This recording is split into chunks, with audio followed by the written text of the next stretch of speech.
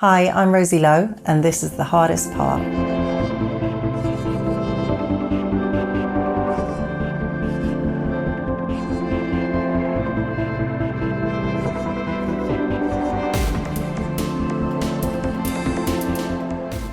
Hello, and welcome to The Hardest Part, the show that unravels the stories behind the most challenging songs ever written. I'm Kieron Banerji, and joining me in the studio on this episode is Rosie Lowe. When I sat down with her to discuss her song Gratitudes, she shared the intense journey behind its creation. The track came to life during a session in Berlin with her collaborator and co-producer DeMonk. It was their last night working together, and just as they were about to head out and meet some friends, they stumbled upon a drum pattern that sparked an instant connection.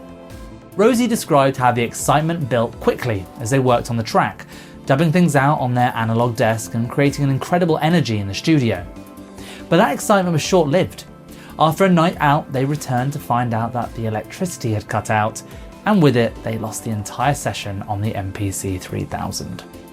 Rosie explained how challenging it was to try and recreate the magic of that lost moment. They attempted to rebuild the track multiple times, but no matter how hard they tried, they couldn't capture the same feeling. Eventually, they had to let go of the original idea and embrace creating something entirely new. It was a process of accepting what had happened and finding a way to move forward, which turned into a lesson not just in music, but in life. Rosie shared that Gratitudes became not only a reflection of that experience, but also a broader expression of where she is in her life and career. Content, grateful, and ready to embrace the process, even when it doesn't go as planned. The song is a moment of saying thank you for everything she's learned and experienced along the way. Make sure to stay tuned to hear Gratitudes in full at the end of this episode, but before then, here's my chat with Rosie.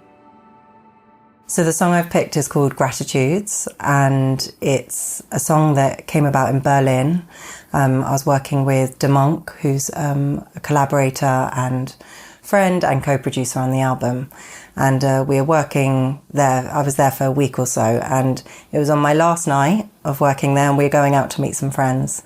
And just before we left the studio, we'd been working on another song all day, and DeMonk had his MPC 3000, and we'd been kind of like playing loads of records, and he had this really nice kind of drum pattern, and he started playing it out, and basically I got really excited. I was like, oh, this is the one, like this is really exciting. So he built it, and we had, honestly, like the time was going down, and I was like, oh my god, this is amazing.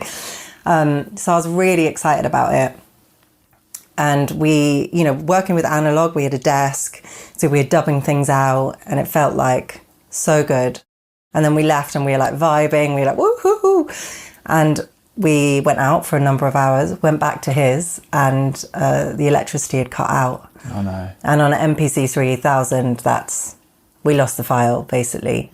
So anyone who knows who's made music, a lot of the time, recreating something that comes, it's about an energy and it's about a feeling. Yeah. So it took us a really long time to try. We just tried so many things to try and recreate that feeling and try and remember what it felt like, And it got to the point, I think we were on like a 6th version of like trying to create this feeling, and we just couldn't get there. And I was so gutted because I was so excited, and I had this melody going around in my head, and I just knew exactly kind of what I wanted to do with it in the moment. So at one point we just had to give in and create a new feeling for where we were at the moment. And it was kind of a lot about relenting at that point and being like, okay, we've lost that moment. That is what that was. And then we recreated a new moment.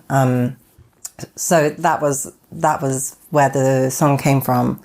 I find that really hard. It's happened before in my life as well, that I've thought I've bounced something and I haven't, and I've lost a hard drive or whatever. No. And it's so hard because you have this idea of what something was, and it's so hard to recreate. It's also about gratitudes, and I think that lyrically and thematically it's very much a moment where I'm at in my life. I think at this point in my musical career, I'm like really happy and really happy in kind of where I'm at and the process, and just really enjoying myself. So it's kind of like my moment of saying thank you for that. I see the setting sun every time I choose to see the rivers run, to watch the fading moon. So easy to regret and feel all shades of blue. We'll dive into the lyrics a little bit later, but how do you get through that? You know, you come home, the electricity's gone, lost it. Huge element of disappointment, I imagine, and it's going to be pretty hard to create any decent energy out of that sort of disappointment. What's the stage one? Or what do you do? How do you try and get that energy back? I don't think you can. In hindsight, I mean, we tried, and you know, it's even like how the filter opens up. Yeah. On the Juno, on the MPC, it's like so specific to the moment, and we were buzzing. And I really remember the feeling. We were like jumping around the room, like so excited about it. I think you have to, we used the same concept. Yeah. But of building it in the MPC, of, you know, the same drum sounds.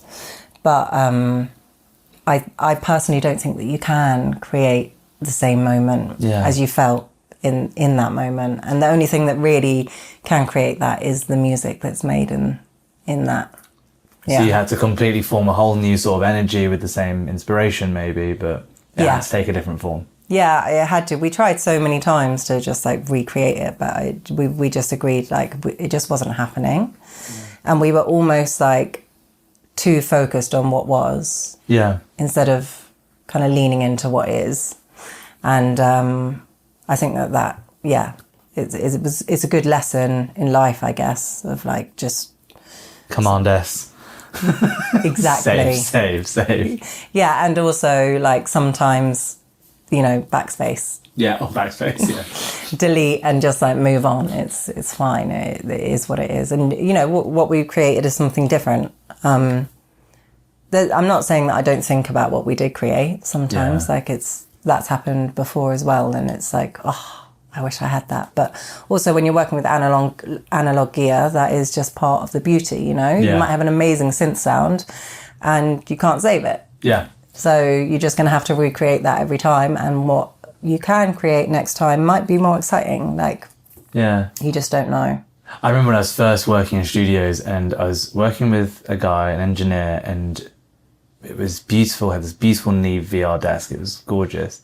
And he was like, the best thing you'll ever learn in the studio is just the discipline of just Command S, bounce down, save, bounce down, save, bounce down, save. Because he was like, otherwise you're going to drive yourself mad in this room.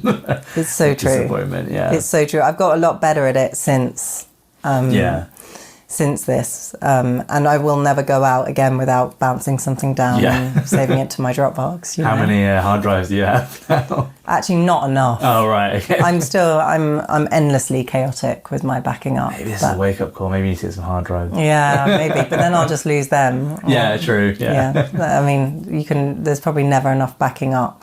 But I also kind of think if something does get erased, then maybe there's a reason for that. And what you are going to then create is the thing that's most supposed to exist. Yeah. You know, and like that memory of it is like almost maybe like more special in a way. Of course, yeah. So you mentioned you in Berlin. I'm always curious, why did you pick Berlin to make this record in? When I started this album, I decided that I wanted to be able to travel anywhere I went and kind of respond to my surroundings. So I made like a studio in a bag, in a little suitcase, with just a few bits of equipment that I really wanted. And I travelled around to Spain and Berlin and Florence and London, Sri Lanka. Like I just took it everywhere I went. I wanted to be able to respond to wherever I was that day if I felt like it. I didn't want to put like pressure on myself being like, right, I'm going into a soundproof room now and I'm going to write an album. I just wanted to kind of keep it a lot more loose. So I started that in Spain, and then I met DeMonk lived in Berlin.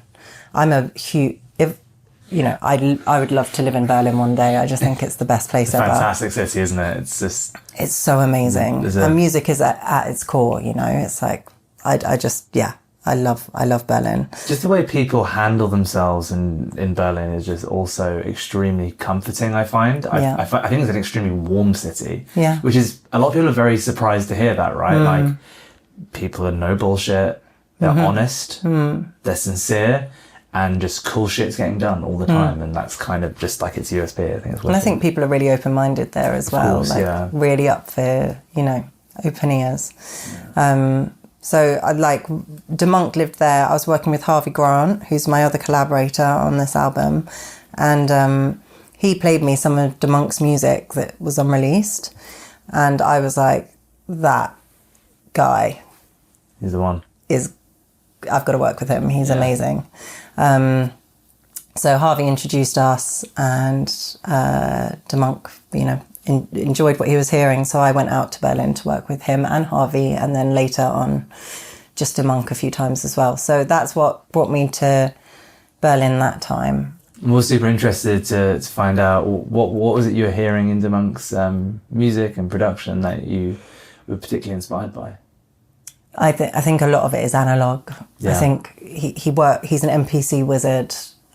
He has the very core comes from a similar place to mine in terms of rhythm, sounds, quite organic. I think we're definitely inspired by a lot of the same music. Now I know we share a lot of the same records, and he's also like a crate digger, and you can kind of hear that in his sound. I think that his production sounds like him, and I'm always interested to work with people who have a sound, and a sound that I feel like would work well with mine. So he just excited me. I always want to work with people who excite me.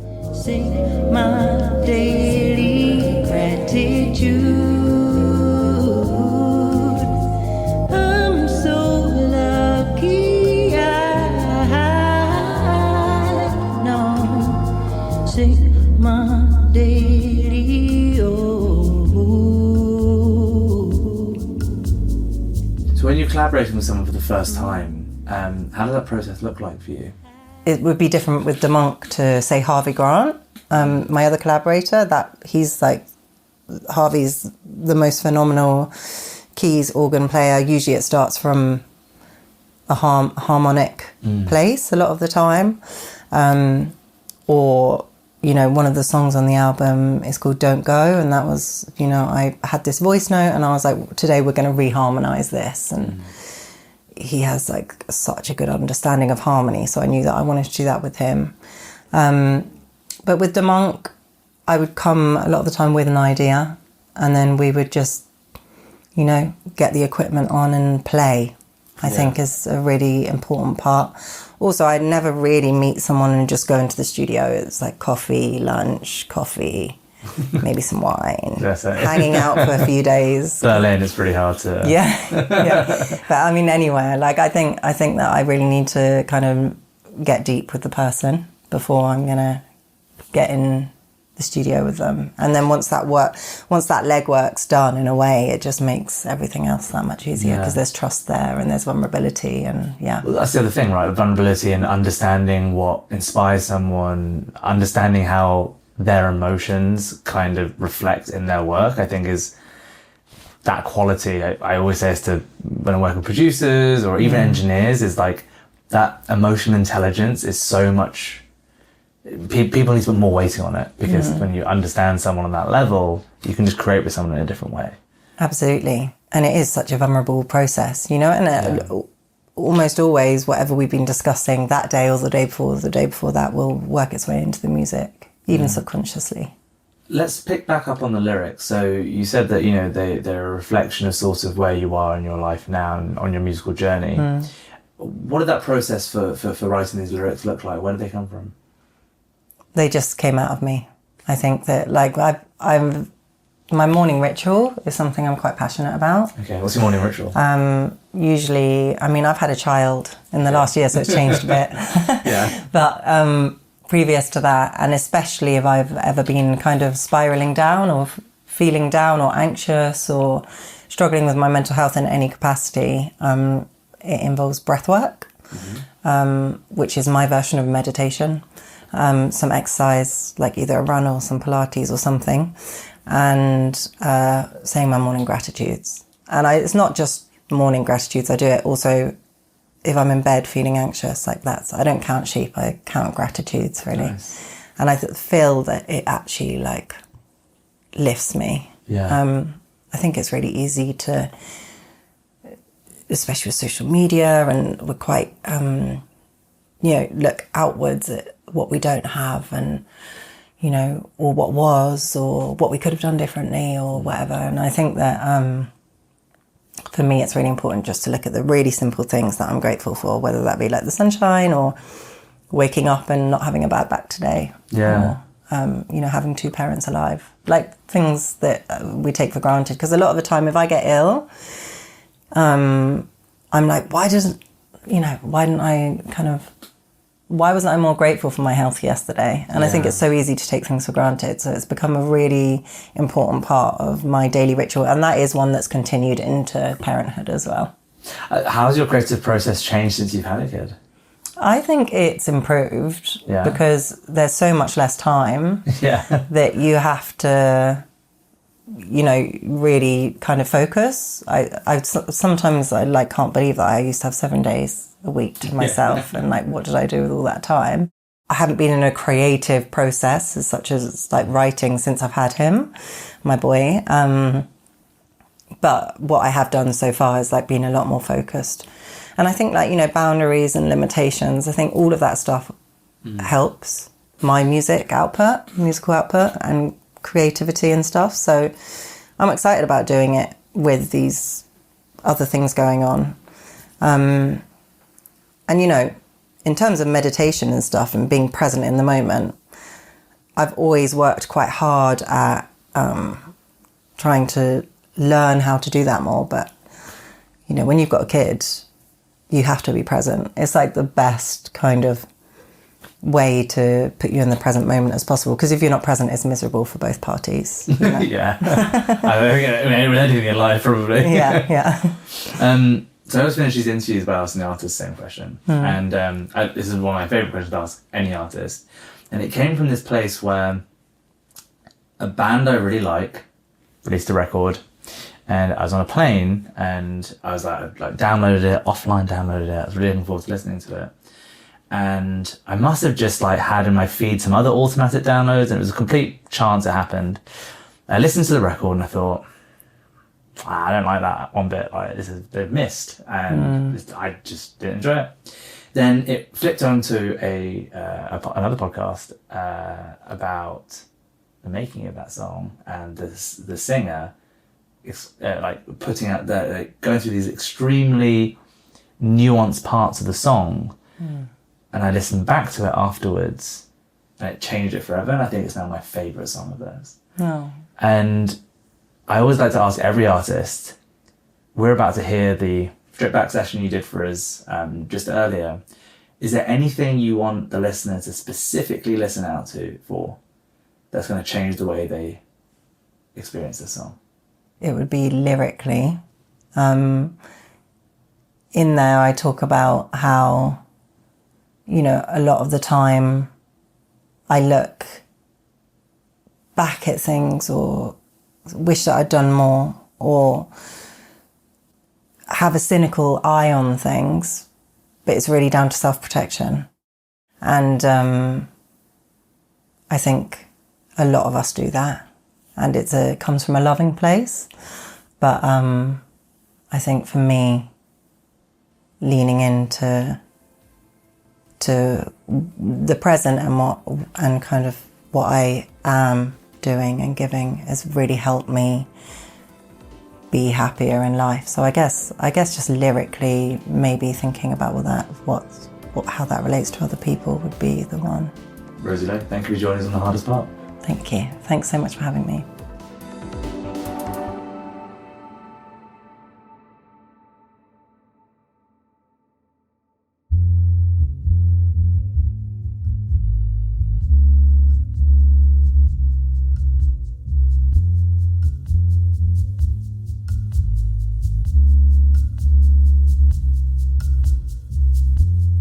see the setting sun every time I choose to see the rivers run, to watch the fading moon. So easy to regret and feel all shades of blue. So often I forget to say my daily gratitude. I need to say my daily gratitude. You need to say your daily gratitude. I'm so lucky I sing my daily. How much time I waste from going round the shit I didn't do. But maybe I'm just scared when my glass is half full. I guess it's self-protect, but I know just what to do. I need to manifest and to shift my naked attitude. I need to say my daily gratitude. You need to say your daily gratitude. I'm so lucky I sing my daily gratitude. I'm so lucky I know. Sing my daily,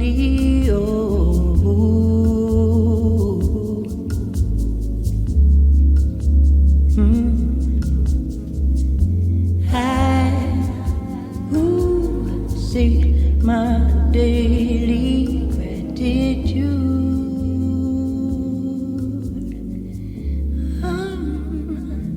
I'm so lucky.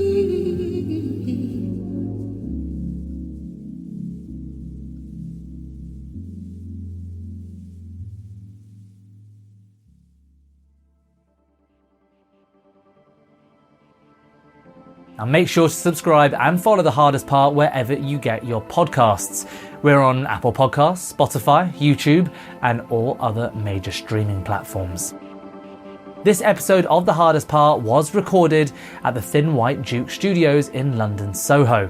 It was recorded by Max Walker and is mixed and produced by myself. Photos from today's session are by Dylan Roberts and Callum Baker. And additional videography is by Giovanni Alamonti. Thanks for tuning in.